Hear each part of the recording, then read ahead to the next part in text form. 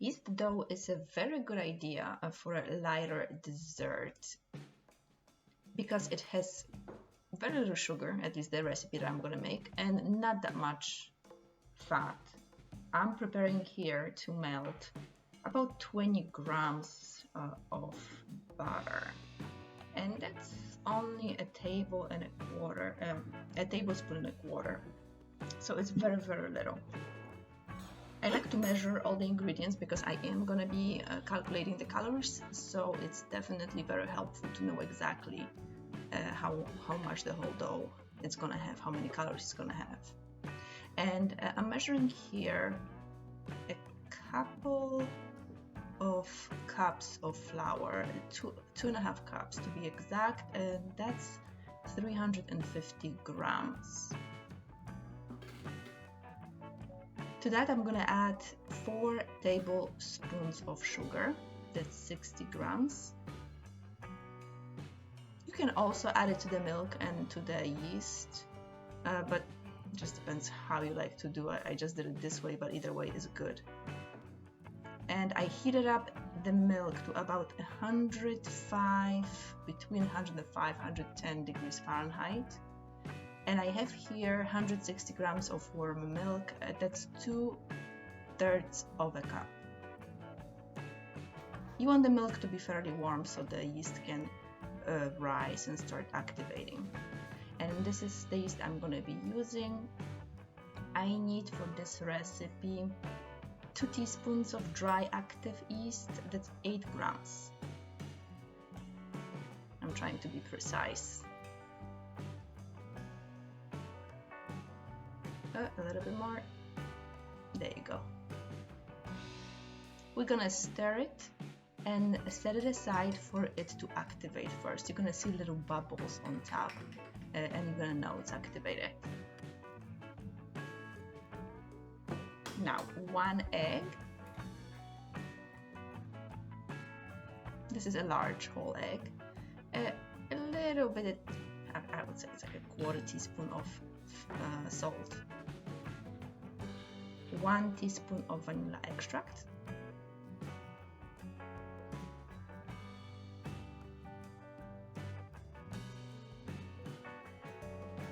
And now we're gonna put the milk with yeast right on top. And in the next step we'll be adding that cooled melted butter. Make sure you don't put a hot one because you're gonna destroy the yeast.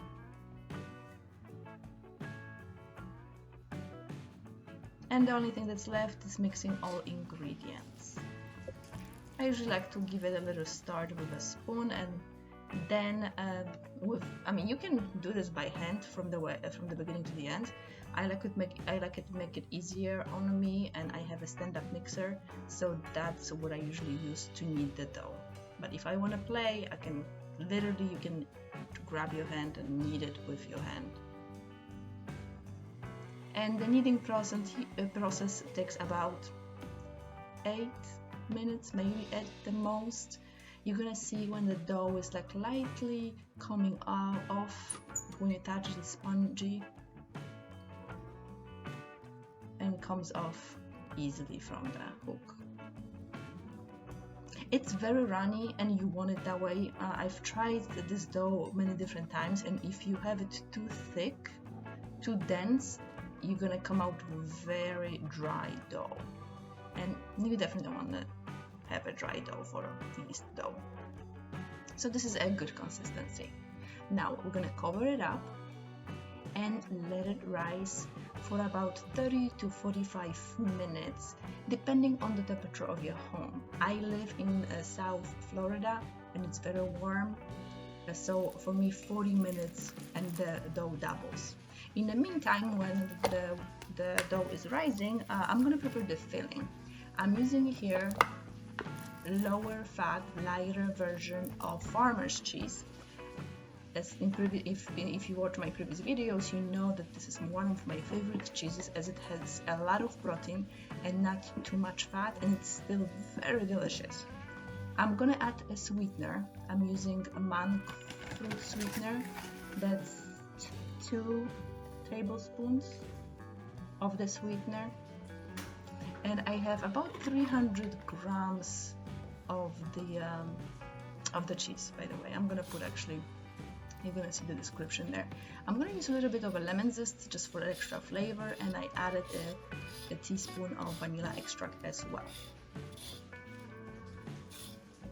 And that lemon zest is completely optional. You can omit that, but the flavor it adds, I really enjoy it. And now I'm gonna grind and process the cheese to a smooth consistency in a food processor. This is actually a pretty important step, because it's going to be completely different if you just let the cheese just be itself, let's put it that way. And when it's being itself, it's very grainy. And this way, when you process it, look how smooth it looks. It tastes really, really good. It's a little bit tart, a little bit like sour, but really, really good. I apologize for this, but quality of a video, I'm learning new camera. And this is how it looks after it rises. So you can see it's like more than double. It's beautiful. So now we're gonna prepare the cutting board, and make sure it's large enough. You can also do it on a countertop itself.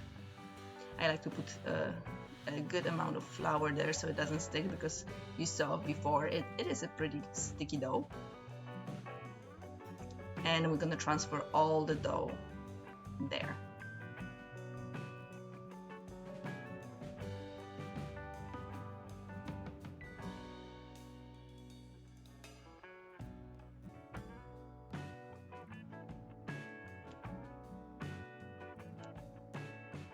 Now spread it out to about maybe an inch and a half thickness. You don't have to be too precise. Yeah, it's very sticky, very, very sticky. Now I'm gonna use this glass just to have an idea how big each bun is, but it is very sticky, so it's not gonna be like great looking. So you can see that even if you struggle yourself, it's not a big deal. They all gonna come out very nice at the end. And cut the dough just like so. Don't worry about it sticking. You're gonna form it better later after you finish cutting them. I'm gonna use a little bit of help of my scraper. Help of my scraper. And this is a very good tool to lift it up a little bit so it doesn't stick too much. And I cut about, I think it's gonna come out like seven buns. They look small here, but once they bake, they're huge. Actually, I would say the serving size, it's gonna be a half of each bun, because those buns are really, really big.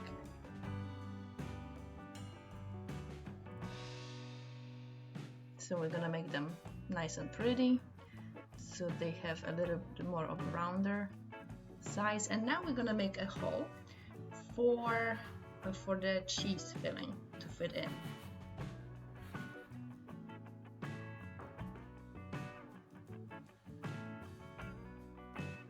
Yeah, they're sticky underneath as well, so you know, if you're having problems, just constantly keep on dipping your fingers in the flour so it helps you. I'm also using this little cup, that just to see, you know, how big the hole, how wide the hole should be. I mean, you don't need it, you can just use your fingers, but it just made the job a bit easier for me.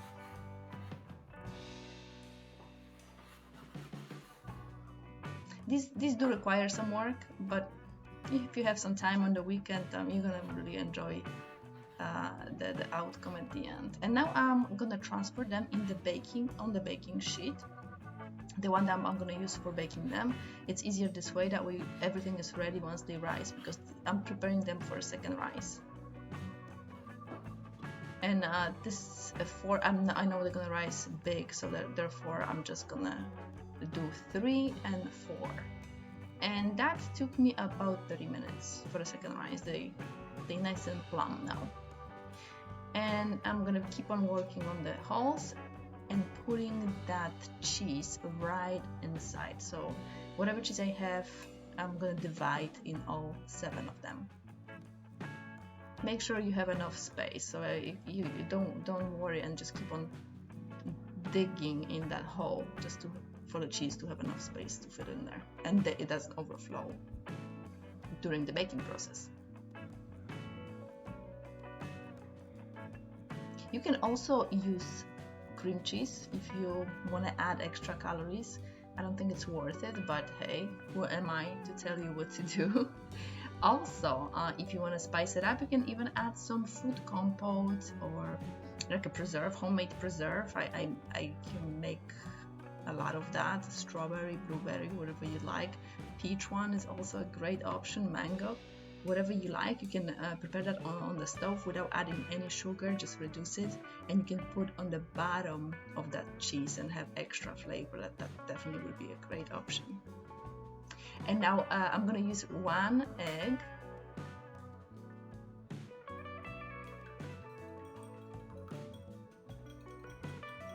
And I'm gonna basically put it on top of the buns, spread evenly.